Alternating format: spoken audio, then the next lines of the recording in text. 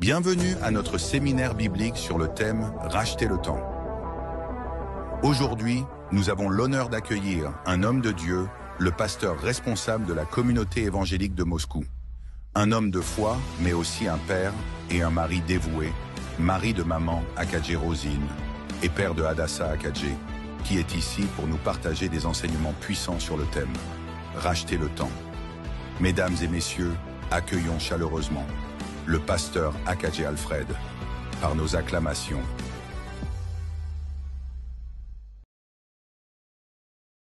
Nous sommes là pour pouvoir partager avec vous ce que le Seigneur aura déposé sur notre cœur. Oui, c'est une bénédiction pour nous et nous rendons gloire au Seigneur. Amen.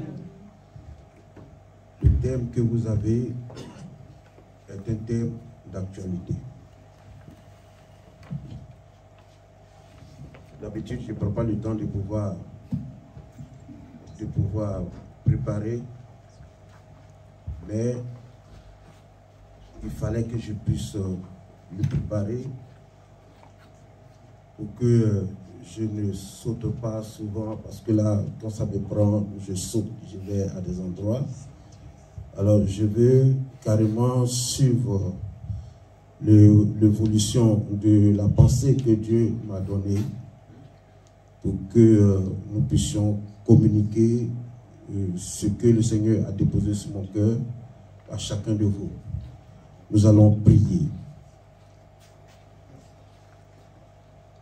Père éternel, Dieu Tout-Puissant, c'est en ton nom que nous sommes là. Tous ceux qui sont rassemblés en ces lieux, c'est ceux-là que tu t'es acquis au prix de ton sang. Tous ont été rachetés. Tous ont été appelés. Mais Seigneur, notre Dieu, c'est une armée puissante. Une armée capable de pouvoir démanteler toutes les forteresses de l'ennemi afin de témoigner de toi, de ce que tu es. Et cette armée a besoin, Seigneur, de ta connaissance, de pouvoir aller de l'avant, Seigneur. Parce qu'aucun de ceux qui sont en ces lieux, aucune personne, Seigneur, qui est en ces lieux, n'est dépourvue de quoi que ce soit. Parce que tu as tout donné pour que nous soyons efficaces. C'est pour cela que, Seigneur, notre Dieu, ce thème, racheter le temps, est le bienvenu. Il est le bienvenu. Parce que, effectivement, lorsque nous regardons dehors, ce qui se passe en réalité, nous comprenons que nous devons maintenant nous lever pour pouvoir apporter ta gloire dans le monde. Apporter ton témoignage vers ceux qui ne te connaissent pas. Pour que, Seigneur Jésus, tu sois glorifié, même dans nos propres maisons. Parce qu'il se passe aussi des choses, et c'est en toi, Seigneur, que nous avons la solution. Merci, Seigneur, au nom de Jésus que nous avons prié. Amen. Amen. On peut s'asseoir.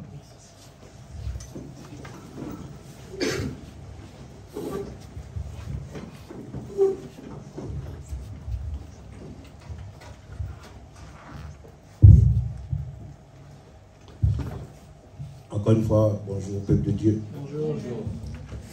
Que Dieu nous bénisse. Amen. Racheter le temps. Lorsque le pasteur César nous a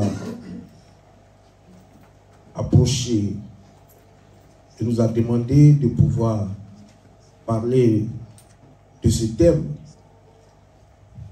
je vais vous dire franchement que cela m'a secoué. Cela m'a secoué parce que j'ai compris que effectivement le temps était venu pour pouvoir amener le peuple de Dieu à pouvoir aller dans cette direction-là. Pourquoi? Parce que moi-même, je pensais déjà à cela. Je pensais déjà à cela. Racheter le temps. C'est l'apôtre Paul qui l'a dit. Dans le livre de Éphésiens chapitre 5, que je vais lire à partir du verset 15. Éphésiens chapitre 5, que je vais lire à partir du verset 15 pour descendre. Parce que ce verset qui est le thème de notre prédication aujourd'hui se trouve au verset 16. Et permettez-moi de commencer à partir du verset 15. Veillez donc avec soin sur votre conduite, non comme des fous, mais comme des sages. Rachetez le temps, car les jours sont mauvais. C'est pourquoi ne soyez pas sans intelligence, mais comprenez quelle est la volonté du Seigneur. Ne vous enivrez pas de vin, c'est de la débauche, mais soyez remplis du Saint-Esprit. Entretenez-vous par des psaumes, des hymnes, des cantiques spirituels.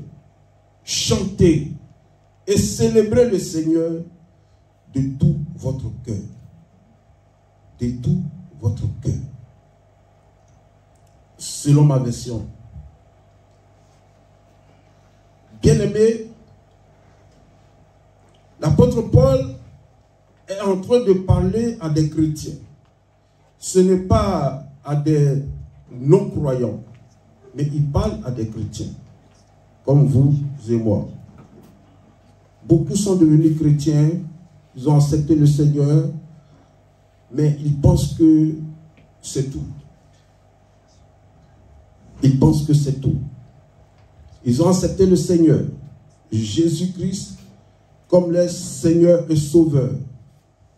Mais ils pensent que c'est tout. Bien-aimé, ce n'est pas tout. On se souvient de ce que le Seigneur Jésus-Christ, quand il partait, il a dit, allez par tout le monde, et de ces nations-là, faites des disciples, baptisez-les au nom du Père, au nom du Fils et au nom du Saint-Esprit, et enseignez-leur ce que je vous ai prescrit. L'Église primitive a eu à faire sa part. Paul a été utilisé pour que l'évangile arrive vers ceux qui ne sont pas juifs. Et nous avons accepté.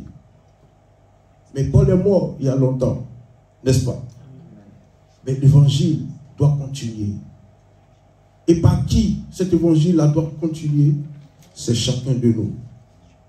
Nous n'avons pas été appelés simplement au salut, et chacun pense à faire ce qu'il veut. Ce n'est pas de ça que le Seigneur veut. Le Seigneur veut autre chose. Lorsque Jésus partait, il a dit à ses disciples, vous recevrez le Saint-Esprit qui vous a été promis, pour que vous soyez mes témoins. Qui ici n'a pas le Saint-Esprit? Tous ceux qui ont accepté Jésus comme Seigneur et Sauveur ont le Saint-Esprit. Mais il fait là. Qu'est-ce qu'il fait là? Il est là pourquoi? Pour dire que j'ai le Saint-Esprit et puis c'est tout. Ce n'est pas tout. Bien aimé, il est venu pour... Il est venu pour quelque chose.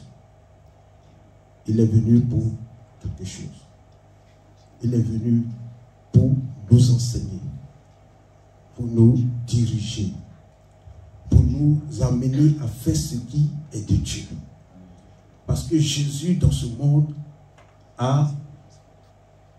il a marché par l'Esprit de Dieu. Souvent, quand nous parlons du Saint-Esprit, ça devient quelque chose, on est trop habitué. On est trop habitué. Donc, on le prend à la légère. Bien-aimé, je vais maintenant rentrer. Alléluia. Amen. Les jours sont mauvais. Ne marchez pas comme des insensés.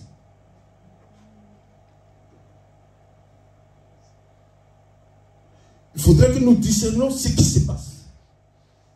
Est-ce que le Seigneur Jésus n'a-t-il pas parlé de ça? Il a parlé de ça.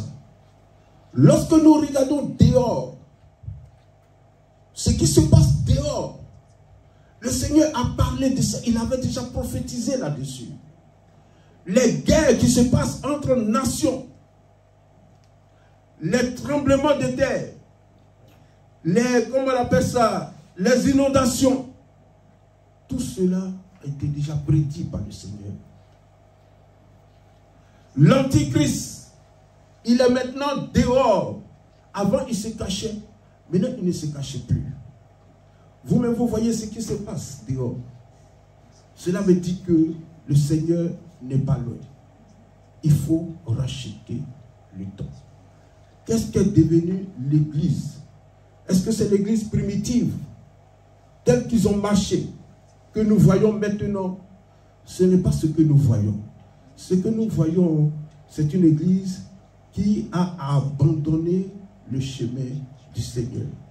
Une Église qui a accepté les conditions du monde. Une Église qui ne vit pas selon Dieu. Une Église qui ne marche plus selon le Saint-Esprit. Le Saint-Esprit est devenu, comment dirais-je, quelque chose, nous disons comme ça, mais nous ne marchons plus avec le Saint-Esprit. Nous avons abandonné. Nous avons abandonné. Nous avons abandonné. Bien-aimé, il n'est pas venu en vacances. Il n'est pas venu perdre son temps. L'Esprit de Dieu n'est pas venu perdre son temps. Le Seigneur a dit, sans lui, vous ne pouvez rien faire. Amen.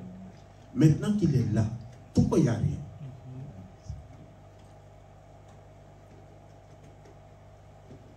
Pourquoi il n'y a rien? Pourquoi les chrétiens vivent comme si ils étaient seuls?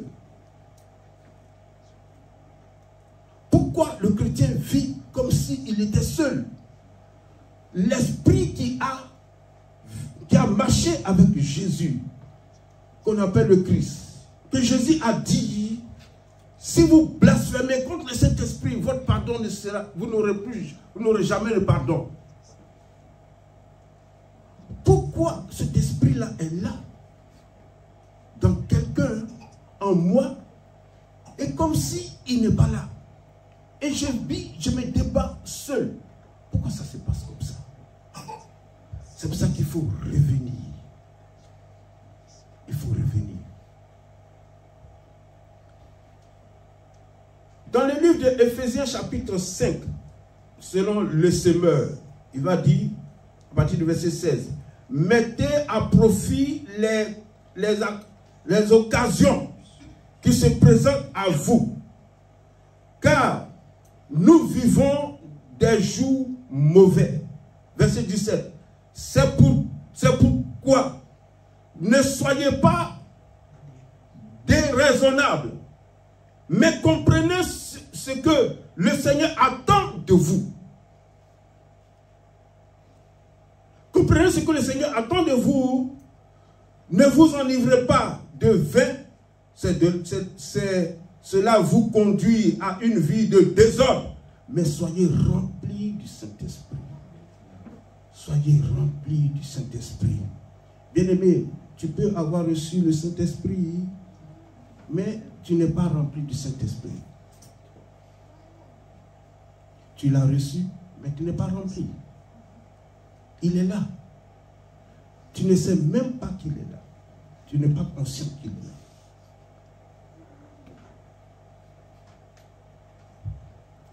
Le témoignage du frère qui a présidé tout à l'heure a dit qu'il y a 2 ans qu'il a reçu le Seigneur. Je suis vraiment très content de le voir déjà prendre le micro et de pouvoir prêcher et de pouvoir diriger. Je ne sais pas s'il donne des messages ici, mais pour l'instant, il fait ce pas. Ce pas-là, quand quelqu'un se met là et il commence à pouvoir diriger, commence à pouvoir prêcher, c'est quelqu'un, pendant toute la semaine, qui a des pensées qui vont vers le Seigneur. Vous comprenez? C'est quelqu'un qui comment dirais-je, qui pense à la parole de Dieu, qui veut connaître la parole de Dieu, et cette personne-là se dispose pour cela. Il ne va pas courir comme ça, et puis maintenant le matin il va se lever, Seigneur, je te remercie pour ta grâce, et puis voilà, il s'en va vaquer à ses occupations. Le soir qu'il revient, il est tout fatigué, Seigneur, je te remercie pour la journée, de ce que tu nous as protégé, et puis voilà, il dort. Et c'est la routine chaque jour. C'est la routine chaque jour. Est-ce qu'une telle personne qui vit comme ça, peut être remplie du Saint-Esprit? Non. Non. Pour que tu sois rempli du Saint-Esprit, il faudrait que tu sois quelqu'un qui est disposé. Quelqu'un qui a les pensées vers le Seigneur. Quelqu'un qui s'intéresse aux choses de Dieu. Quelqu'un qui prend le temps de pouvoir prier. Il prend le temps de pouvoir s'asseoir et pouvoir méditer la parole. Il prend le temps de pouvoir apprendre. Parce qu'il a soif de Dieu. Il a soif des choses du ciel. Il a soif. Il a soif. Il veut connaître ces choses. Et au fur et à mesure qu'il se donne, l'esprit le remplit. Amen. Et quand l'esprit le remplit, l'esprit l'amène à comprendre les Écritures. Il va posséder, bien-aimé. Les Écritures qu'il va posséder. Parce que sans ça, tu ne peux pas. Sans les Écritures, tu ne peux pas. Donc il y a une disposition. Il y a une position que tu dois prendre. Comme Jésus a dit à Marthe, ta sœur Marie a choisi la bonne part qui ne lui sera jamais ôtée. Donc cette position-là te permet de pouvoir connaître les Écritures. Parce qu'il y a certaines personnes qui pensent qu'ils doivent entendre autre chose que ce qui est écrit ici. C'est pour cela que quand on dit qu'il y a un prophète ici, tu ne les vois pas. Ils veulent entendre quelque chose de spécial. Amen. Alors que ce qui est ici, c'est quelque chose qui ne passe jamais. Le prophète peut partir. Tu peux oublier ce qu'il t'a dit. Amen. Mais ce qui est ici, ça, il faut revenir 10 ans, 20 ans. C'est la même chose. Amen. Que tu seras. Et l'Esprit va te le confirmer ça. C'est ça que tu dois chercher à connaître. Bien-aimé, la parole de Dieu. Il faut te positionner pour pouvoir connaître la parole de Dieu. Sans cela, tu serais en train de gaspiller ton temps. Nous gaspillons le temps dans beaucoup de choses. Les réseaux sociaux, par exemple. Les gens gaspillent le temps dans les réseaux sociaux.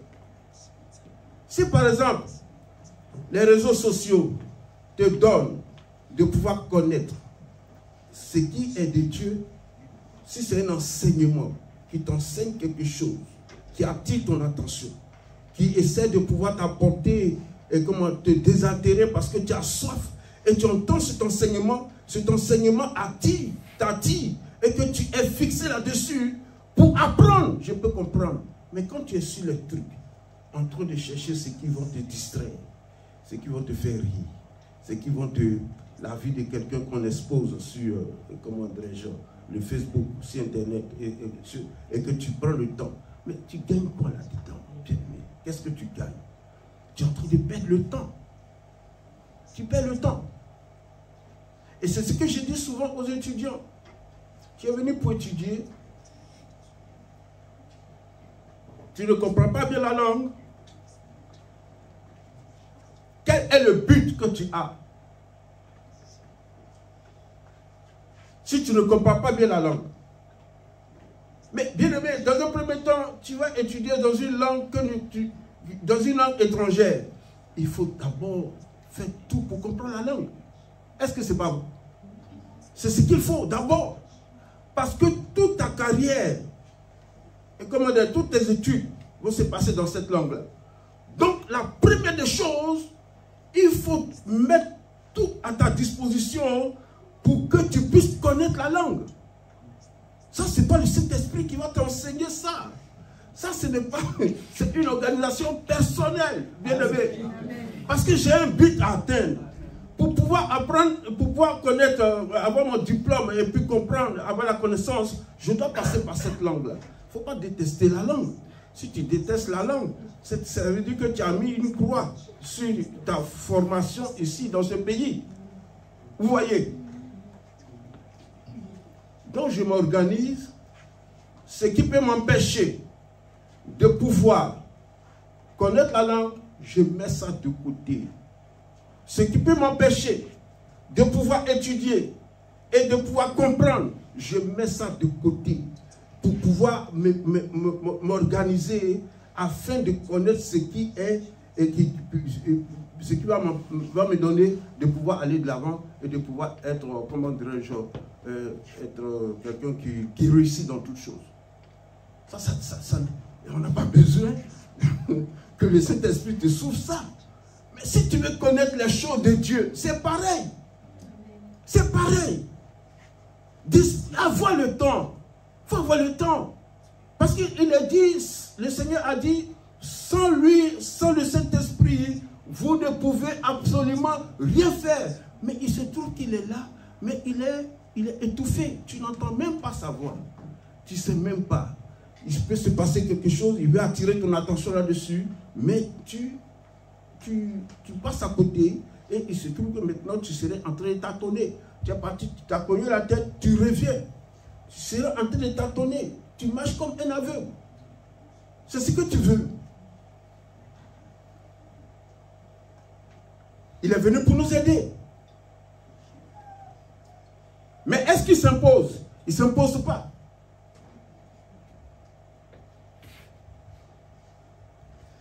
Dans Hébreux chapitre 5, le verset 12 à 14. En effet, après tout ce temps, vous deviez être des maîtres dans les choses de Dieu. Or, vous avez de nouveaux besoins qu'on vous enseigne les rudiments de la parole de Dieu. Vous en êtes venus au point d'avoir besoin non de nourriture solide, mais de lait. Celui, verset 13, qui continue de se nourrir de lait n'a aucune expérience de la parole qui enseigne ce qu'est la vie juste. C'est encore un bébé. Les adultes, quant à eux, prennent la nourriture solide. Par la pratique, ils ont exercé leur faculté à distinguer ce qui est bien et ce qui est mal. Hébreux chapitre 5, verset 12 à 14. Ça, c'est la version du semeur. Quand tu es venu au Seigneur, est-ce que tu as la connaissance? Tu n'as pas la connaissance. Maintenant que tu dois t'asseoir, organiser ton temps pour pouvoir apprendre, pour pouvoir connaître. Mais si tu ne le fais pas, tu es en train de gaspiller le temps. Il a dit, depuis longtemps, vous devez être des maîtres. Il y a des gens qui sont dans le Seigneur, ça peut faire 20 ans. Mais quand tu les entends raisonner, tu comprends que celui-là, il n'a pas du tout évolué. Son raisonnement est encore le raisonnement de quelqu'un qui vient à peine de recevoir Jésus-Christ. Il ne parle pas comme un adulte dans le Seigneur, mais il parle comme un bébé encore. Parce que les choses qui sortent de lui montrent qu'il n'a pas l'expérience de la parole de Dieu. Vous comprenez? Ici, là, il y a tellement de choses. Mais ce n'est pas tout le monde qui puisse le comprendre. C'est au fur et à mesure que tu t'intéresses que l'Esprit ouvre ton intelligence. Et puis il t'enseigne. Il t'enseigne. Donc, tu n'es pas appelé à demeurer un bébé. Tu es appelé à pouvoir grandir. Tu es appelé à devenir mature. Tu es appelé à pouvoir marcher selon Dieu. Tu es appelé à connaître les choses de Dieu. Tu es appelé à pouvoir discerner ce qui est bon et ce qui est mal. Tout ce que le frère a dit. Il y a des gens qui font leur choix. Et le choix là, ils pensent que c'est le bon choix. Alors que selon Dieu, c'est un mauvais choix. Pour lui, il va gagner beaucoup d'argent. Il pense que c'est le bon choix. Mais selon Dieu, ça va l'amener quelque part. Et il va se trouver dans des ennuis. Pourquoi? Parce qu'il n'a pas tout le temps de pouvoir écouter l'Esprit pour connaître ce qui est de la volonté de Dieu pour lui.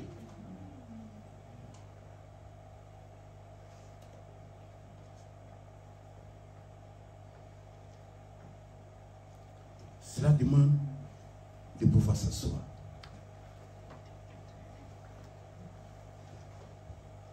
Maintenant que tu es dans le Seigneur, on dit ici que tu dois devenir mature. Donc, un bébé, même s'il est héritier, on ne peut pas lui confier l'héritage. Pourquoi? Parce qu'il est encore un bébé, il ne sait pas ce que ça veut dire. Un héritage, il ne connaît pas. Tu vas lui donner l'héritage que quelqu'un, le parent, l'ancêtre, a pris des années pour pouvoir bâtir. Et l'ancêtre s'en va, il prend cet héritage, on te donne. Toi qui ne connais rien là-dessus, tu vas le gaspiller en un rien du temps. Parce que tu n'as pas appris à pouvoir diriger. Tu n'as pas appris à pouvoir exploiter cela. Tu vas le gaspiller. Mais quand tu es mature, quand tu es à côté de ton parent et qu'il t'enseigne les choses, arrivé à certain moment, tu as les mêmes pensées que lui. Vous comprenez? Tu as les mêmes pensées que lui. Et quand il te donne l'héritage, tu vas conduire les choses de sorte comme si lui-même il était encore présent. C'est pour ça que le Seigneur a dit à ses disciples, je ne serai pas toujours avec vous, mais lui, il sera avec vous. Et c'est lui qui va vous donner de pouvoir aller de l'avant, de pouvoir faire ce qui est de la volonté de Dieu. Parce que l'Esprit sonde le cœur de Dieu. Il sonde les profondeurs de Dieu. Ce qui est de Dieu, là, c'est ça qu'il va te donner. Amen. Mais si tu n'as pas une communion avec lui, si tu n'as pas, comment dirais-je, tu ne passes pas du temps avec lui, comment tu vas connaître les choses de Dieu? Tu demeures toujours un bébé. Et au bébé, on ne confie pas ce qui est important. Ils sont là. On doit encore leur enseigner les premiers rudiments de la parole de Dieu. Ils n'ont aucune expérience. Parce que Dieu veut que chacun de nous ici puisse expérimenter sa parole. Amen. Dieu veut que chacun de nous puisse expérimenter sa parole. Mais ce sont des choses tu ne peux pas connaître si tu ne te disposes pas, si tu ne vis pas, si tu ne pratiques pas. Parce que ici, il est dit, comment dirais-je, dans la version que je veux de lire, celui qui continue, dans Hébreux chapitre 5, verset 13, celui qui continue à se nourrir de lait n'a aucune expérience de la parole qui enseigne ce qu'est la vie juste. On dit que tu es justice. On dit que tu es devenu juste. Comment tu peux marcher comme un juste? Il y a des gens, on parle beaucoup de foi. Hein. On parle beaucoup de la foi. Comment tu vas marcher selon la foi? Par la foi. Tu vas marcher comment? Tu n'as pas de base. Tu n'as aucune base. Alors que la Bible dit, la parole de Dieu, c'est oui et puis amen. Il n'y a pas de oui. Et puis Dieu ne te dit pas ça c'est oui. Pour toi là c'est non. Toi là, je dis que c'est non. Dieu ne marche pas comme ça. Si tu appliques sa parole, ce serait oui. Amen. Si tu appliques sa parole, ce serait oui. Mais si tu n'appliques pas la parole, tu ne verras pas les fruits de la parole. Amen. Tu ne vas pas recevoir. C'est seulement que comme ça. Alors pour que tu puisses appliquer la parole, il faudrait que tu sois bâti. Il faudrait que tu aies une assise. Tu es quelqu'un de mature. Tu es quelqu'un qui connaît.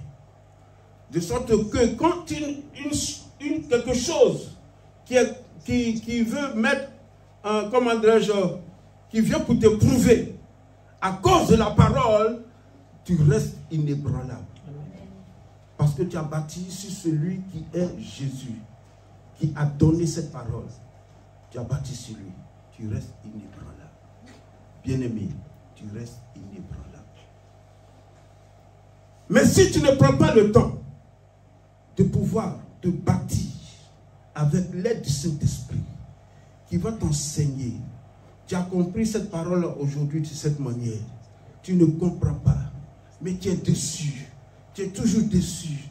Il ouvre ton intelligence pour que tu puisses comprendre. Quand tu vas comprendre, tu vas dire, oh Seigneur, mais j'ai compris maintenant. Ça, c'est l'œuvre du Saint-Esprit. C'est comme ça qu'il agit. Amen. Mais ça demande que tu aies du temps pour ça. Ça demande que tu aies le temps. Alors, on continue. Comment racheter le temps? Être conscient des jours, des mauvais jours dans lesquels nous sommes. Qui est conscient?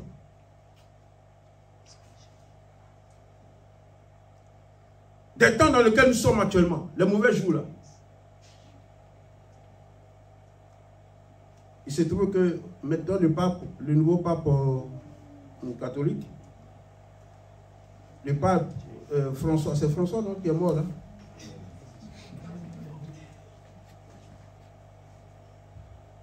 Qui avait accepté le mariage des homosexuels dans l'église.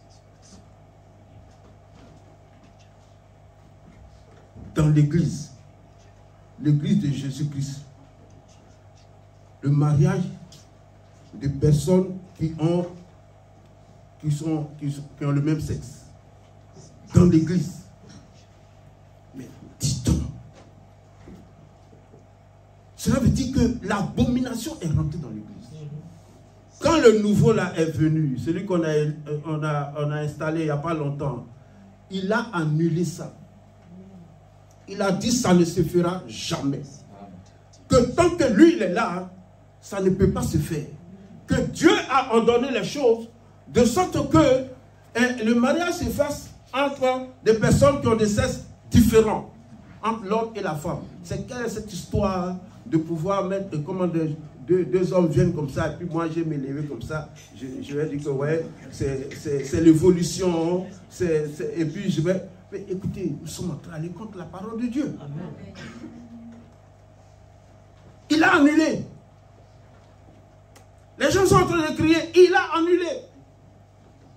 Trump est venu aux États-Unis. Lui aussi, il dit jamais.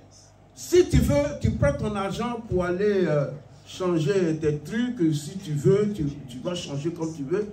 Mais l'argent de l'État, là, on ne va pas te donner ça pour que tu ailles changer ton, comment dirais-je, tu es homme, tu veux devenir femme. Tu es homme, tu veux devenir femme. Ouais, parce que ouais, ça me plaît, voilà, je veux devenir, tu deviens femme. Tu deviens femme. Si c'était la volonté de Dieu, là, on vous dit qu'en espace de combien de temps, hein, il n'y aura plus la multiplication que Dieu veut là, ça va s'arrêter. N'est-ce pas? Tu n'auras même pas comment on appelle, d'œufs même à pouvoir manger, parce que pour qu'il puisse avoir un œuf, il faudrait que la poule parte, le coq parte avec la poule, n'est-ce pas? Hein? Pour que tu puisses avoir l'œuf. Tu n'auras plus d'œufs. Les animaux n'auront plus se multiplier. C'est fini. C'est la fin.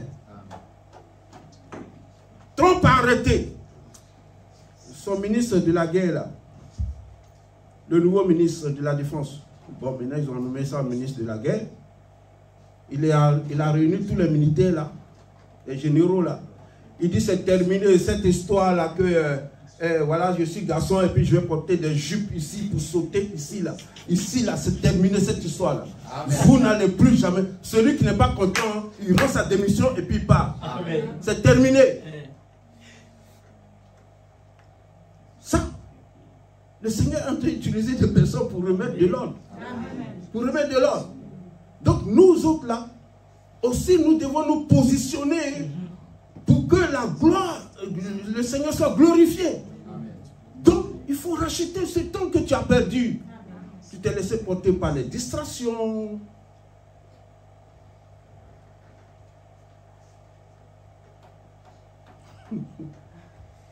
Au lieu de marcher, au lieu de les distractions.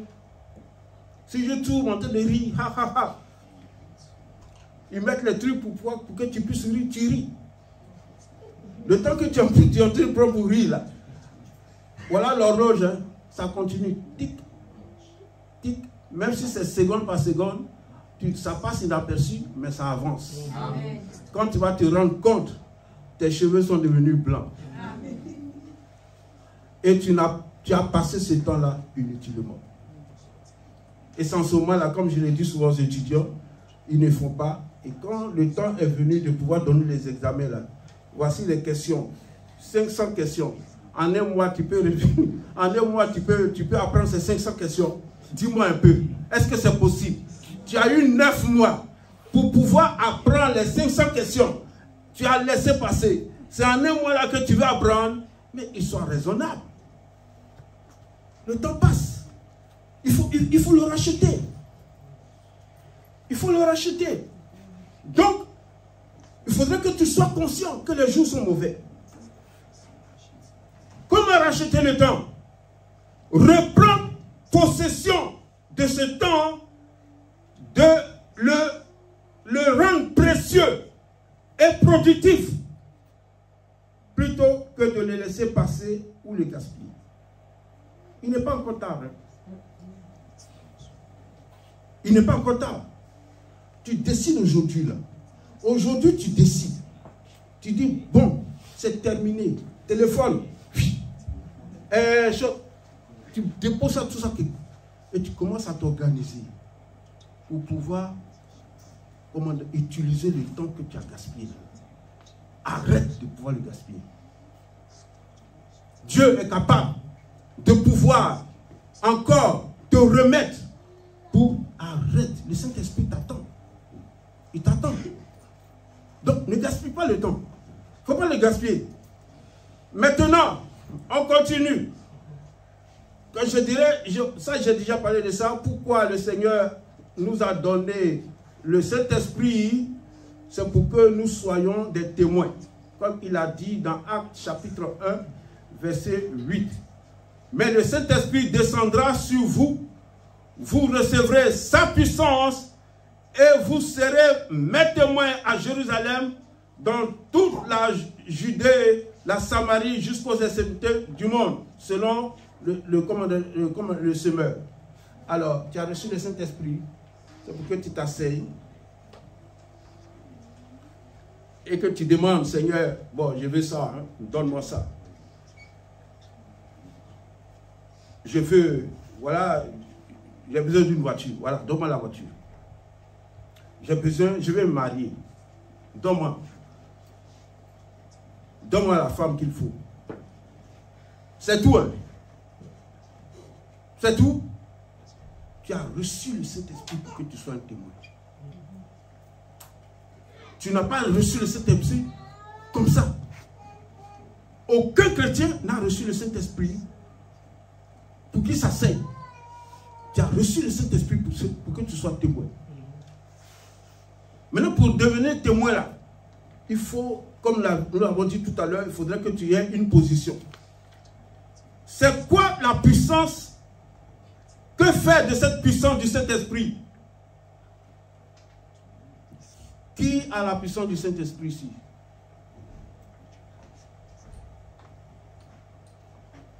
Qui n'a pas la puissance du Saint-Esprit ici? Mais le peuple est devenu chaud froid. Hein?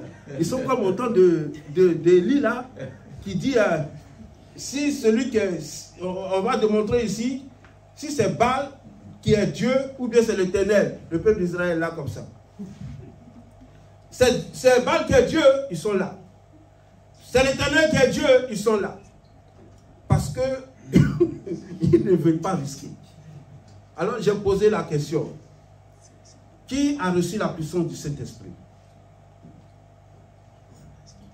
Qui n'a pas reçu la puissance du Saint-Esprit? Pas de réponse. Cela veut dire qu'il y a la confusion quelque part. Cela veut dire que quelqu'un est ici, mais il ne sait pas qu'il a reçu la puissance du Saint-Esprit. Il ne sait pas qu'il a reçu la puissance du Saint-Esprit. Vous croyez que le Saint-Esprit, là, quand il vient à moitié. Est-ce qu'il est venu en moitié? Il n'est pas venu en moitié. Il est venu pleinement. Et quand on dit qu'il est venu pleinement, il est venu avec tout ce qu'il est, avec tout ce qu'il a. Et il est venu, il a pris possession de ton être. Il a pris possession de ton être. Alors, cela veut dire que tu as reçu la puissance. Qui a été baptisé du Saint-Esprit ici?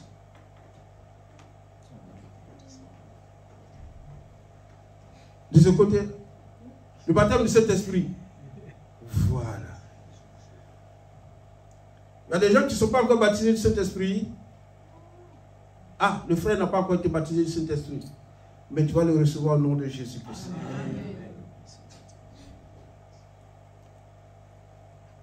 Lorsque le Seigneur a dit,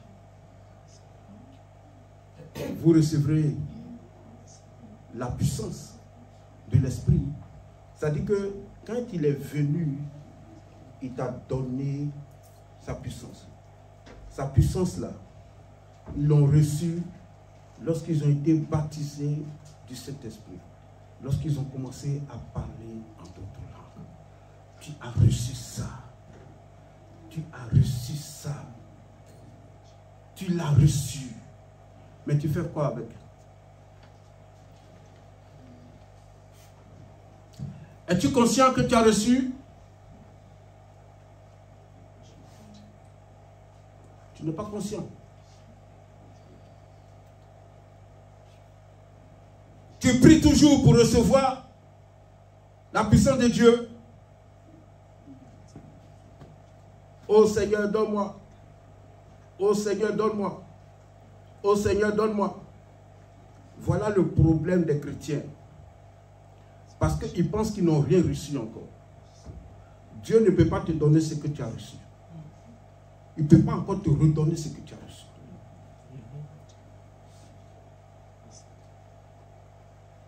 quand tu es devenu une nouvelle créature, quand tu as accepté Jésus-Christ, le Saint-Esprit est venu en toi.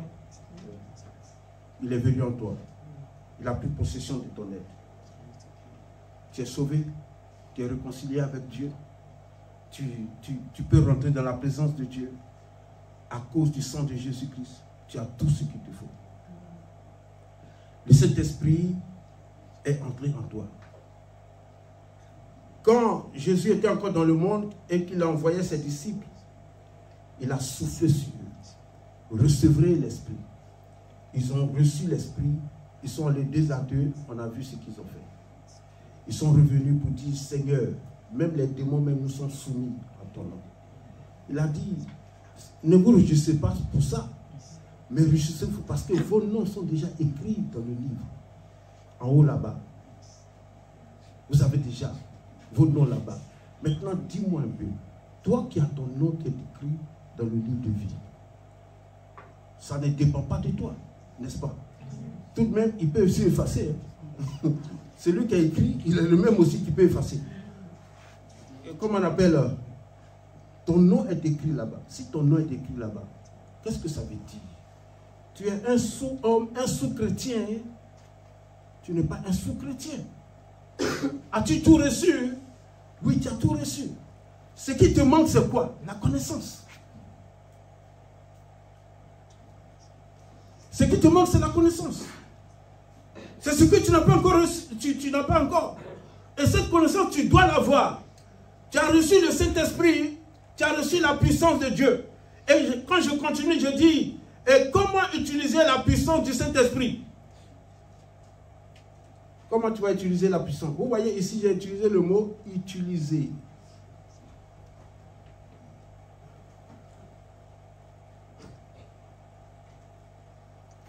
Qui peut utiliser la puissance du Saint-Esprit?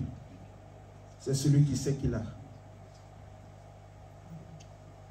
C'est celui qui sait qu'il a. Beaucoup de chrétiens ont cette puissance, mais ils attendent que l'Esprit prenne leur main comme ça. Moi, je suis là comme ça. Il va prendre ma main comme ça. Il va me tirer comme ça. À telle personne-là, tu dois le prier pour elle. Et puis, je m'avais comme ça. Je suis devenu comme un robot. C'est lui qui me tire comme ça et puis il m'envoie. Il prend ma main et puis il pose sur la personne. C'est comme ça que ça se passe. Ça ne se passe pas comme ça. Ça ne se passe pas comme ça. C'est toi, conscient de ce que tu as, qui va faire le pas. Et quand tu fais le pas, lui aussi fait le pas avec toi. Il est en toi. Le pas que tu fais, c'est son pas. Le pas que tu fais, c'est son pas. Quand tu déposes ta main, c'est sa main qu'elle a dessus. Mais si tu ne le fais pas, il n'aura rien du tout.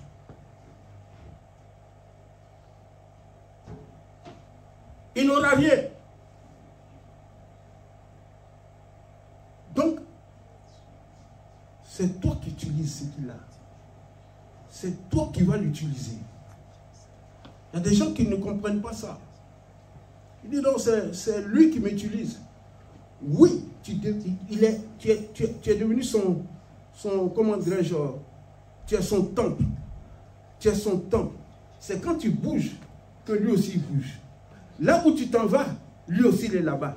C'est pour cela que quand tu vas aller faire de vilaines choses aussi, sois sûr qu'il est en train de te regarder. Il te regarde là, il dit voilà, il n'a rien compris.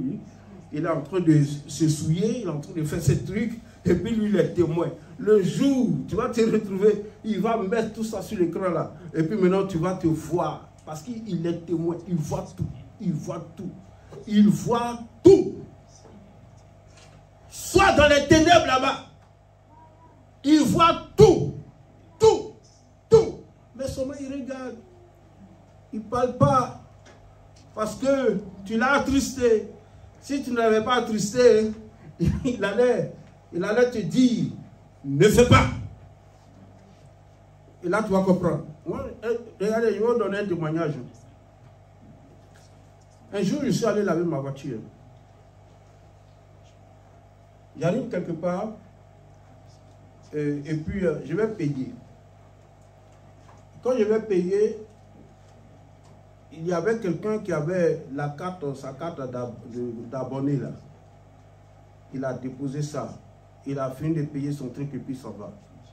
Il s'en va. Et quand je suis arrivé pour pouvoir payer, la femme pensait que c'est ma carte. Vous voyez. Elle prend ça, elle fait le truc de réduction, tout ça. Au départ, j'étais un peu gêné. Mais quand on parle de réduction, là, on a tendance à pouvoir faire chose. Donc, elle me fait une réduction. Je prends la carte. Dès que j'ai mis mon pied dehors, bien aimé, il s'est passé. J'étais mélangé, au point que je tremblais comme ça. Comme si c'est passé. Ça dit que l'esprit qui est en moi hein, dit non, non. Mais j'ai fait comme le dit. Je suis arrivé jusqu'à la maison. Mais je n'étais pas tranquille. Je n'étais pas tranquille. Je n'étais pas tranquille. Le lendemain, je me suis levé comme ça. J'ai dit non, ça, il faudrait que j'aille remettre cette carte-là. Je suis allé, j'ai remis la carte. Quand j'ai remis, j'ai donné ça à la femme pour dire que cette carte ne m'appartient pas, ça appartient à quelqu'un d'autre qui l'a certainement oublié, qui est en train de la chercher quelque part. Quand j'ai remis la carte, la paix a rempli mon cœur. Le témoignage intérieur. Amen. Le témoignage intérieur. Quand tu fais des choses, que la paix de Dieu, que la paix de Dieu te remplit, hein, quelqu'un qui a un bon, comment on appelle, a de bon rapport avec le Saint-Esprit, quand tu es dans la volonté de Dieu, la paix de Dieu te remplit. Là, tu sais que quand tu as fini de prier comme ça, par ce témoignage intérieur là, tu comprends que le Seigneur a déjà exaucé, tu es tranquille. Mais quand ça ne va pas là-dedans, bien aimé, il ne faut pas le faire.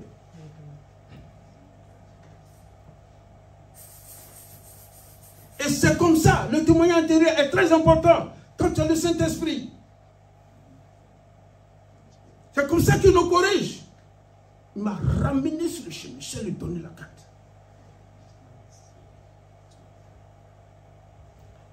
Mais ce que je n'ai pas fait, je devais dire à la dame là, vous m'avez fait une réduction là.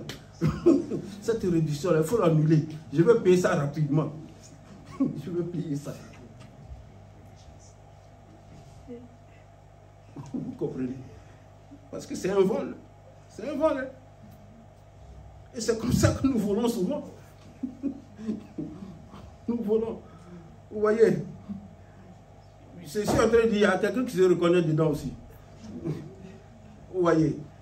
Nous faisons souvent des choses, nous croyons que... C'est pour ça qu'il faut être sincère. Quand tu es dans le Seigneur, il faut être sincère. Il faut être sincère. Si tu as de bonnes relations avec lui, il va te secouer. Il va te secouer, il ne te laissera pas. Il faut être sincère. Il faut être sincère. Voilà ma femme qui est là. Une année, nous sommes allés dans notre centre chrétien où nous nous retrouvons là. Une année, elle est allée dans les toilettes de femmes. Elle a trouvé les liasses de dollars. Les 100 dollars là. Beaucoup comme ça. Attachés. Elle a eu à prendre ça. Elle est venue me voir. Voici ce que j'ai trouvé dans la chose. Et tu as trouvé ça où? Dans les toilettes des femmes. Je dis ça là. Tu ne vas pas le prendre. Nous avons besoin d'argent, hein, mais pas comme ça. Quelqu'un a certainement oublié, a fait tomber son argent et la personne serait en train de souffrir. Il ne faudrait pas que ce soit à notre conscience. Va remettre ça. Les gens de l'administration, ils n'ont qu'à faire ce qu'ils veulent avec. Ça pouvait atteindre quelque chose de 20 000 dollars comme ça. Hein. Ce que nous sommes en train de dire là. Il y a beaucoup d'années, ça peut faire 15 ans comme ça. C'est ça, non? Parce qu'on s'est éduqué comme ça. Hein. Il ne faut pas aller prendre les trucs de quelqu'un ici. Il ne faut pas faire souffrir les gens. Elle a pris l'argent là, elle allait donner ça. Elle a donné. Qu'est-ce qu'ils ont fait avec? Nous, ce n'est plus notre problème. L'essentiel, c'est qu'elle a donné. C'est libéré. Il y a quelqu'un qui va dire, quelqu'un d'autre dira, oh, ça c'est la grâce de Dieu. Ça, c'est la grâce de Dieu. Comme si l'argent s'est envolé de quelque part et puis c'est venu tomber ici, la grâce de Dieu. Il va prendre ça et puis il va disparaître. Il disparaît. Il ne parle pas. Il fera plus tard. C'est la grâce de Dieu. Bien-aimés, soyez sincères. C'est que si c'est Dieu là, quand tu as trouvé là, il fera en sorte que ça te revienne. Mais ce n'est pas pour toi, il ne faut pas prendre. Ne prends pas. Il faut être sincère en fait. Il faut être sincère. Et comme dans les livres de Lévitique, que je suis en train de lire avec les jeunes là, là-bas on a vu Lévitique 19, chapitre 19, verset 13, je crois. Je ne sais pas si c'est verset 13, mais là-bas il est dit, tu ne vas pas garder le salaire de quelqu'un qui a travaillé jusqu'au lendemain. Tu ne vas pas garder son salaire. Il a travaillé pour toi, il a besoin, tu as son salaire là, il faut lui donner ça. Il ne faut pas garder ça jusqu'au lendemain. Ne dis pas, viens après, viens demain. Alors que peut-être qu'il a besoin de ça aujourd'hui pour aller acheter quelque chose pour manger. Hein? Toi, tu prends ça, tu le ramènes à demain. Hein? C'est son droit, c'est son dû, n'est-ce pas? Pourquoi tu vas reporter ça? Dieu a dit, ne le fais pas. Ne le fais pas. Sois honnête. Donne-lui son argent. Comme il y a certains qui prennent ça, ils déposent ça dans les banques. 2 jours, ça peut rapporter ça. Ça fait des intérêts, n'est-ce pas? Oui. 2 jours, ça fait intérêt. Donc, il dit, bon, voilà, tu viens dans 2 jours, dans une semaine, parce qu'il veut avoir intérêt sur ton argent. Est-ce que c'est normal? Ce n'est pas normal. Nous devons être sincères. Nous devons être justes. Vous comprenez? Le chrétien doit être juste. Il faut pratiquer la parole de Dieu. Il faut pratiquer. Donc, tu ne peux utiliser cela. Et comment dirais-je? Je dirais, comment utiliser la puissance du Saint-Esprit, être conscient de sa présence, de la présence du Saint-Esprit que nous avons reçue, être rempli du Saint-Esprit quotidiennement. Quotidiennement. Et il nous a montré comment est-ce qu'il faut être rempli. Il faut chanter les cantiques de Dieu. Il faut chanter les louanges. Il faut le chanter de tout ton cœur. De tout ton cœur. Pas, comment dirais-je, comme ça, et puis tes pensées sont en train de vagabonder, là, en train d'aller quelque part, tu vas quelque part, tu vas quelque part. Ce n'est pas de ça qu'il est question. Il a dit, tu chantes de tout ton cœur. Tu veux être rempli. Il faut prier de tout ton cœur. Il faut adorer Dieu de tout ton cœur. De tout ton cœur. Si les gens qui sont là, se mettent à adorer Dieu de tout leur cœur, comme si elles étaient devant le trône de Dieu, vous allez voir ce qui va se passer ici. Amen. Vous allez voir ce qui va se passer ici. Tu peux venir comme ça, tu es lourd comme ça, mais l'atmosphère ici va te changer. Amen. Tu veux être rempli du Saint-Esprit, il faut le faire de tout ton cœur. Tu pries, il faut prier de tout ton cœur.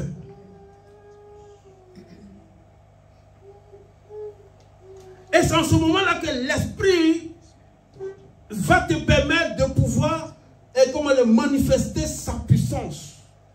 C'est toi qui vas manifester la puissance. Parce que tu es rempli, cette puissance est disponible. Si quand tu es rempli là, qu'il se passe quelque chose, que le frère, comment dirais-je, est rempli du Saint-Esprit, quand il y a quelqu'un qui se trouve quelque part, qui est en train de faire quelque chose, quand il arrive là, c'était comme si c'est Dieu lui-même qui est là. Amen. Ce qu'il va faire, ça ne dépend plus de lui. L'Esprit de Dieu prend le contrôle.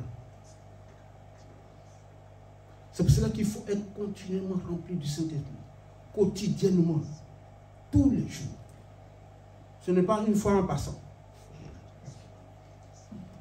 Tu veux racheter le temps? Il y a beaucoup de choses, hein, bien aimé. Il y a beaucoup de choses.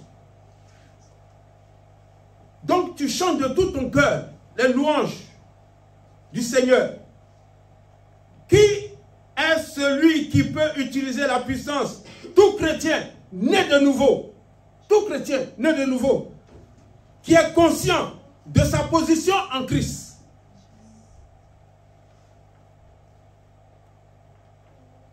Tu peux être un chrétien, comme les chrétiens de maintenant, ce sont les, moi je les appelle les chrétiens yo-yo.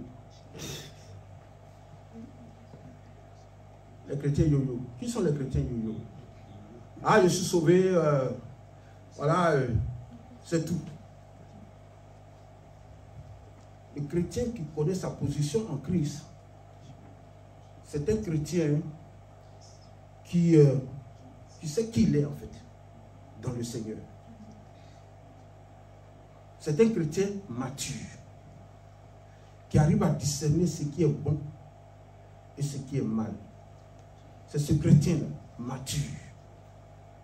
C'est celui-là qui connaît sa position et qui a le témoignage de la parole de Dieu, qui a le témoignage du Saint-Esprit qui est en lui. Parce qu'il est dit, l'Esprit, comment dirais-je, rend témoignage à notre esprit que nous sommes des enfants de Dieu. Ce n'est pas tout le monde qui le vit ça. Hein? Ce n'est pas tout le monde qui le vit. Hein? Pour que tu saches que l'Esprit rend témoignage à ton esprit. Quand il va rendre témoignage à ton esprit, tu te lèves comme ça. Tu as changé en même temps. Tu n'es plus la même personne. Celui qui était auparavant, ce n'est plus la même personne. Celui qui est là, c'est celui qui sait qui il est en Jésus. C'est celui qui peut dire à la tempête, arrête. Qui dit à la tempête, arrête. Qui connaît sa position, hein? Celui qui ne sera jamais ébranlé, celui que tu ne peux pas effrayer. Celui qui croit en Dieu, qui croit en la parole de Dieu et qui sait ce que Dieu a dit. Il ne regarde pas aux situations qui tournent autour de lui.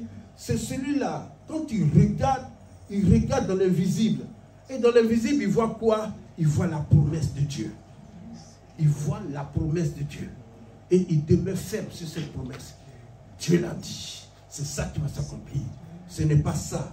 Ce n'est pas ce mensonge-là. C'est ce que Dieu a dit. Non, non, mais tu te trompes. C'est ce que Dieu a dit. C'est ça qui va s'accomplir. C'est ça qui va s'accomplir.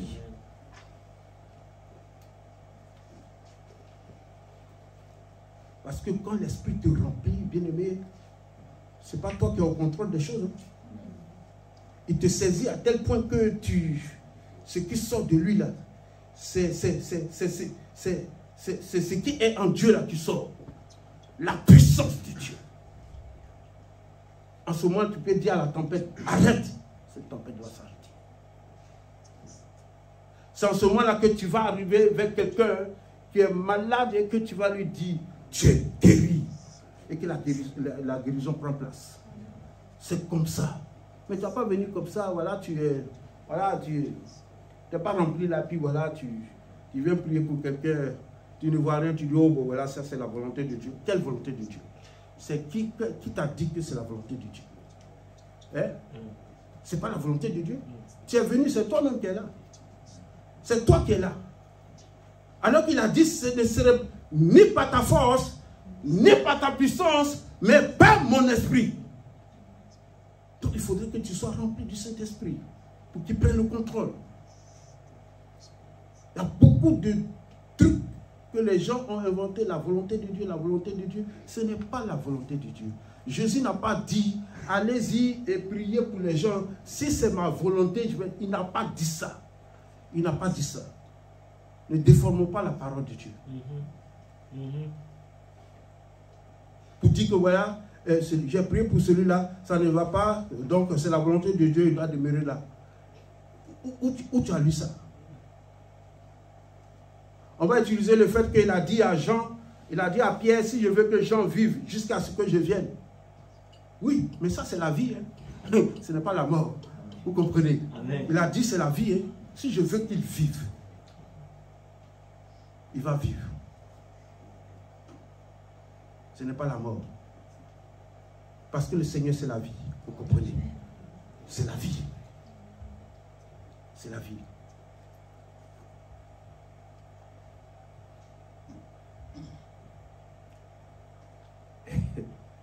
faut manifester la foi. Amen.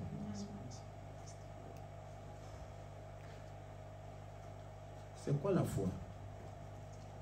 Nous connaissons la définition de la foi.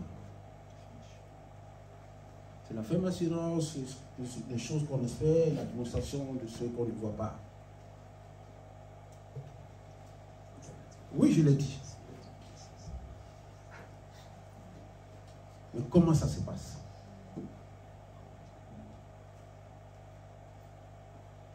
Comment ça se passe? Comment ça se passe? Bien-aimé, ça se passe comment? La foi. Tu veux racheter le temps, manifeste la foi.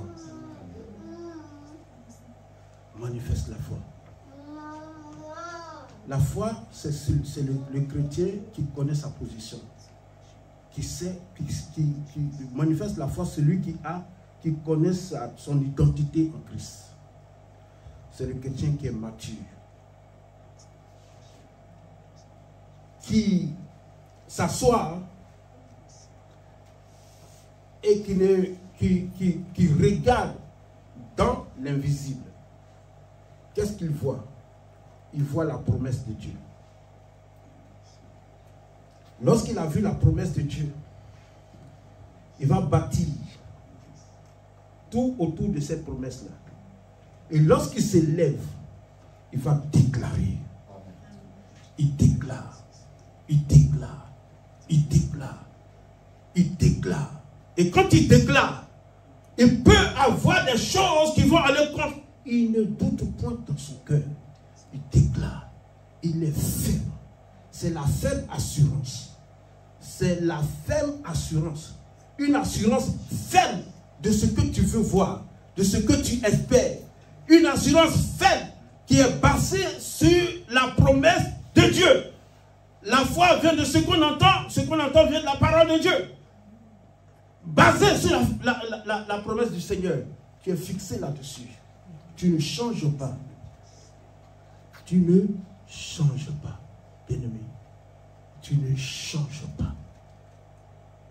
C'est ça qui va amener ce qui est de Dieu à s'accomplir. Mais tu ne vas pas le dire. Et puis après, une fois que tu as déclaré comme ça, tu retournes là. Est-ce que Dieu m'a entendu? Est-ce que ça c'est possible? Si tu le fais, tu as annulé. Il faut reprendre. Si tu le fais, tu as annulé. Tu as annulé. On dit une assurance ferme. Ferme. Quelle que soit la réalité, tu ne chancelles pas. Tu demeures sur ce que le Seigneur a dit. Parce que la chose se trouve dans le spirituel. C'est toi qui amènes ce qui est dans le spirituel à pouvoir se manifester. C'est par ta foi que cela va se faire. Ce n'est pas par autre chose. Le Seigneur dit toujours, il te sera fait selon ta foi. Rien n'est impossible à celui qui croit. Rien n'est impossible à celui qui croit. Tu crois en quoi? Tu crois en Dieu, tu crois en sa parole, à ce qu'il a dit. Rien ne te sera impossible. Bien-aimé, rachetez le temps.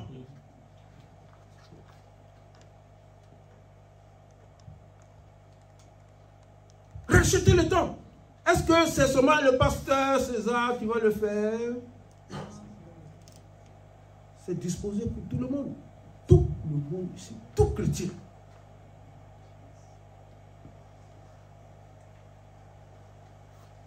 Pasteur, docteur, évangéliste, prophète, apôtre, et autres encore.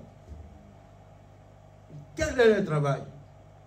Comme nous sommes arrêtés aujourd'hui, nous sommes assis là, il va te rappeler ces choses pour affermir ta foi, pour ton édification. C'est son rôle. Mais quand il te donne ça, tu dois te saisir de ça pour avancer. C'est tout le rôle des pasteurs. Pour l'édification du corps du Christ. Pour les bâtir. Et non pas, c'est eux qui seront là en train de prendre tous vos trucs là, ils sont sur eux, ils ne tombent pas, il est là, Il doit dormir, il ne dort pas. Et puis maintenant, comment dirais-je, quand il va commencer, les plombs vont se péter, on dit que le pasteur est devenu ceci, le pasteur est devenu cela. Hein? Et quand il s'agit de prier, on le réveille pour prier. Mais quand il a fini de prier, que les choses se sont bien passées, tu es parti. Hein? Tu t'en vas. Tu ne cherches pas à apprendre. Parce que le pasteur ne sera pas toujours là. Il ne sera pas toujours là. Hein? Donc tu dois apprendre à pouvoir manifester les choses de Dieu. Pour gagner le temps. Parce que si le pasteur n'est pas là, que toi tu es présent, il faudrait que tu arrives à pouvoir amener le règne de Dieu dans la vie d'une telle personne. Parce que le Seigneur a dit, partout où vous irez, dites, le royaume des cieux est venu vers vous. Tu peux représenter le royaume des cieux? Si tu n'es pas rempli de cet esprit, tu peux représenter le royaume des cieux. Tu peux le faire. Tu ne pourras pas le faire. Tu vas dire, Dieu a voulu. C'est le Seigneur qui a donné, le Seigneur a repris. Ça, c'est la chanson de tout le monde. C'est la chanson de tout le monde. Mais le Seigneur, Jésus a dit, même s'ils arrivent à boire du poison, cela n'aura aucun effet sur eux. Amen. Ils vont imposer les mains aux malades, les malades seront guéris. Ils vont ressusciter les morts. C'est ce que le Seigneur a dit. Ça se passe aujourd'hui. Aujourd'hui,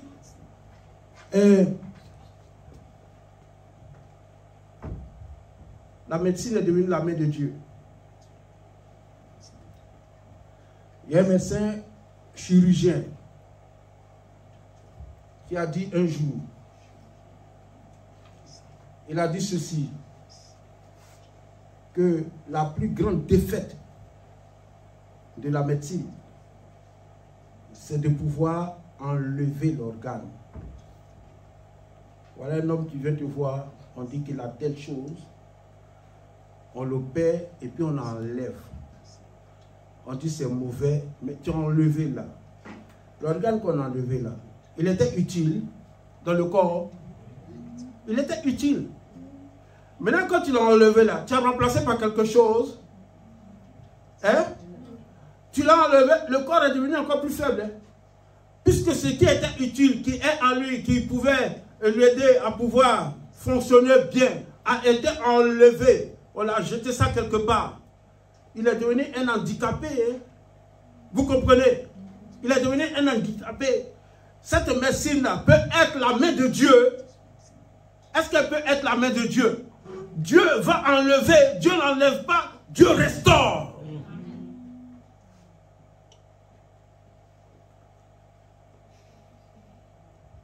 Donc cherchez à connaître ce qui est de Dieu pour manifester la puissance de Dieu dans la vie des gens.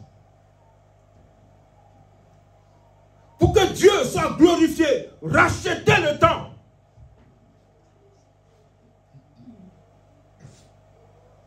Rachetez le temps.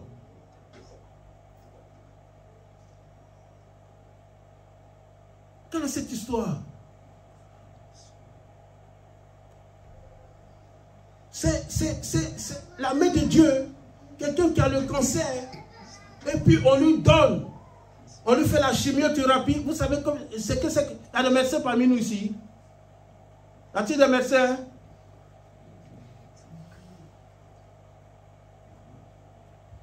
Vous savez ce que c'est que la chimiothérapie? Non seulement quand on te fait, tu vas perdre d'abord tes cheveux, hein? Ça va tuer les cellules qui sont dans ton corps, qui sont en bonne santé. Ça détruit tout. Tout, tout. Dans le but de pouvoir tuer les cellules cancéreuses, on détruit aussi les cellules qui sont en bonne santé. C'est le plan de Dieu. Est-ce que c'est le plan de Dieu? Beaucoup font la chimiothérapie et ils meurent. Pourquoi? Parce que la dose est telle que le sang se coagule.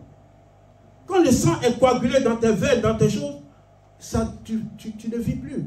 Parce que dans ton sang, il y a la vie. Beaucoup font la chimiothérapie et puis ils meurent. C'est la main de Dieu. C'est la main de Dieu. Dites-moi, c'est la main de Dieu. C'est la main de Dieu. Ce n'est pas la main de Dieu. Ce n'est pas la main de Dieu. Ça, c'est la sagesse humaine. La chimio et comment la médecine évolue au fur et à mesure, à partir des erreurs. À partir des erreurs. Quand on a tué une telle personne, après cette tentative, on la voit, on fait l'autopsie, on voit, mais qu'est-ce qui s'est vraiment réalisé? On dit, ouais, c'est telle chose, telle chose. Prochainement, quand il aura un malade de ce genre qui va venir, on va changer sa tactique. On change la tactique. Donc, à partir des erreurs de l'homme, la médecine évolue. Vous comprenez? Mais il y a beaucoup qui ont payé le prix de leur vie, qui sont morts pour que cette médecine puisse évoluer. Vous pensez que c'est la main de Dieu? Dieu va organiser des maîtres pour pouvoir évoluer. Vous pensez que c'est comme ça? Lazare était mort, hein, il a fait 4 jours. On dit que ouais, il ne peut plus, c'est terminé. Mais Lazare est sorti du vivant. Est-ce qu'il y a un seul organe de Lazare qui a été enlevé? Non. Tout s'est reconstitué. Reconstitué. Et tout ça, il y a ça dedans. Le Seigneur nous l'a donné pour que nous puissions l'utiliser. Mais nous sommes devenus tellement occupés par autre chose que ça nous passe comme ça là-dessus. Alors que nous devons travailler dans cette direction.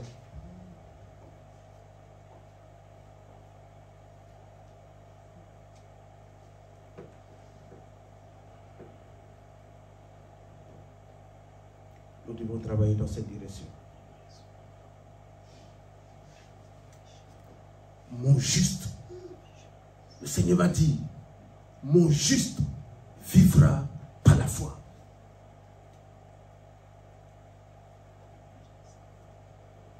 Tu es juste du Seigneur, tu as été fait justice, n'est-ce pas?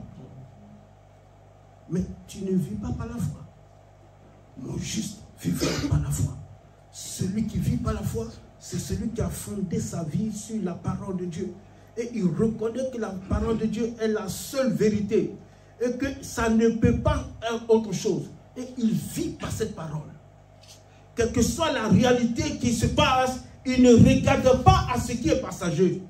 Vous comprenez? Amen. Celui qui marche par la foi ne regarde pas à ce qui là est passager. Il dit ça c'est passager, ça va passer. Mais la parole de Dieu, elle ne passe jamais. C'est ce qu'il regarde. Jusqu'à ce que ce qui est dans l'invisible se manifeste. Vous comprenez? Parce qu'il est dit souvent, c'est à quoi tu penses souvent là. C'est à quoi tu penses souvent là. C'est ça qui se manifeste en fait. Donc tu veux vivre les choses de Dieu. Il faudrait que tu travailles ça, que ça soit toujours dans tes pensées. Que tu ne penses pas à autre chose. C'est à quoi tu penses souvent, c'est ça qui se manifeste. Et quand tu penses à cela, tu fais quoi? Tu le déclares. Tu le déclares. Tu le déclares. Parce que la parole dit ceci, de la bouche, j'ai mis sur ta langue la vie et la mort. Si tu aimes ce que tu déclares, ce que tu dis là, tu vas voir, cela va s'accomplir. Ça, c'est dans le livre de Hébreu. Hein. Et il est dit Hébreu. Comment on appelle ça? Proverbe. La vie et la mort sont au pouvoir de la langue.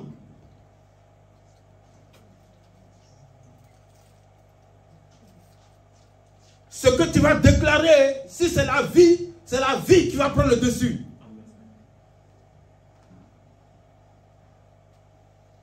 Si c'est la vie qui va prendre le dessus. Mais si tu déclares les trucs comment dirais-je, toujours en train de vous prophétiser sur vos vies. Moi là vraiment, quand la grippe arrive là, ça ne m'échappe pas. Hein. Quand ça vient, je tombe toujours là-dedans. Oui, tu vas continuer de tomber là-dedans. Tu vas continuer. Parce que ce qui sort de la bouche là, c'est la mort.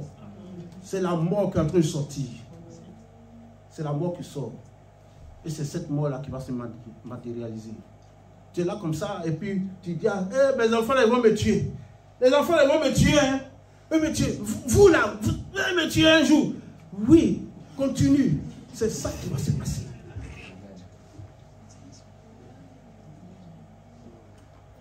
La vie et la mort sont au pouvoir de la langue. Celui qui aime en mangera les fruits. En mangera les fruits.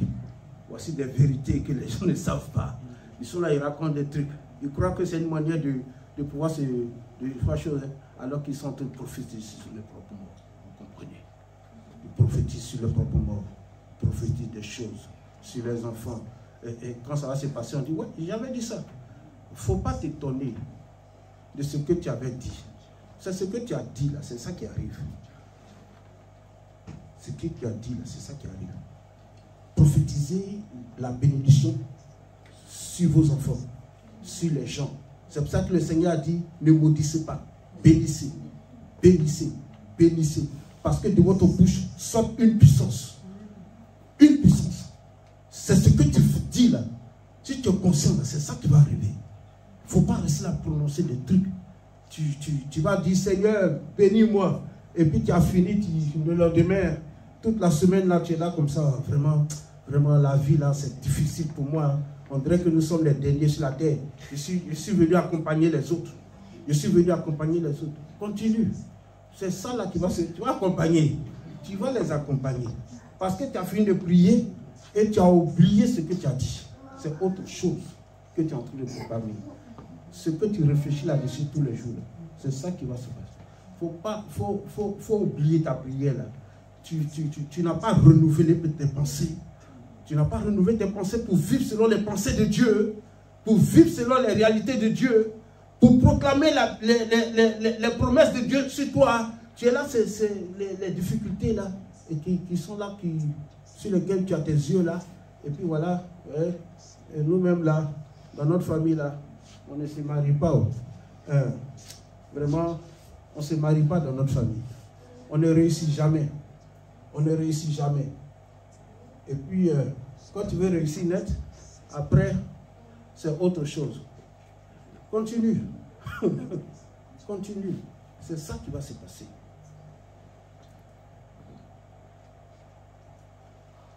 Alors qu'il est dit que tu es une nouvelle créature. Les choses anciennes sont passées. On ne dit pas que le diable n'est pas un voleur. Hein? Il ne tient pas compte du fait que tu es devenu une nouvelle créature. Il vient tenter toujours. À toi maintenant de résister. Résister. Toutes les pensées captives qui te viennent là. Ces pensées, tu dois les aligner. Tu dois aligner ces pensées à la parole de Dieu. À la promesse de Dieu. Pour que le diable recule. Parce qu'il va t'envoyer toujours les pensées. Les mauvaises pensées. Si toi tu continues d'accepter ces pensées-là, pour vivre selon ces pensées, bien-aimé, bien-aimé, il faut oublier ce que Dieu a dit. Tu auras toujours les pensées, ça vient. Mais à toi de prendre la pensée de Dieu pour pouvoir mettre, comme il a fait à Jésus-Christ, pendant la tentation. Si tu es le Fils de Dieu, ordonne que ces pierres deviennent la nourriture que tu puisses manger. Jésus, dans sa pensée, Jésus va prendre la parole de Dieu. L'homme ne se nourrira pas simplement de pain, mais de toute parole qui sort de la bouche de Dieu. Il remplace ce que le diable a mis dans sa pensée par ce qui est de Dieu. C'est en ce moment-là que tu vas rendre captive. Comme Paul l'a dit, nous amenons toute pensée captive à l'obéissance. Il t'envoie les trucs.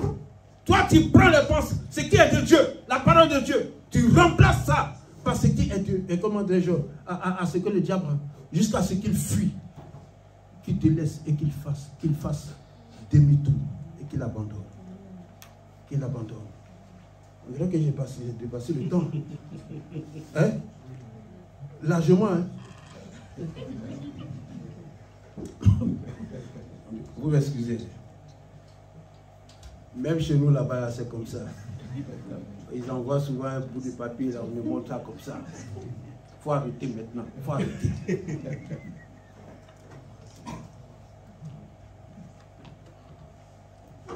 Bien aimé, nous avons dit beaucoup de choses, mais je crois qu'il faut racheter le temps.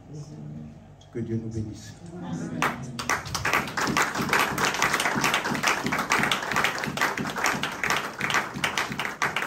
Nous allons lever, nous allons prier.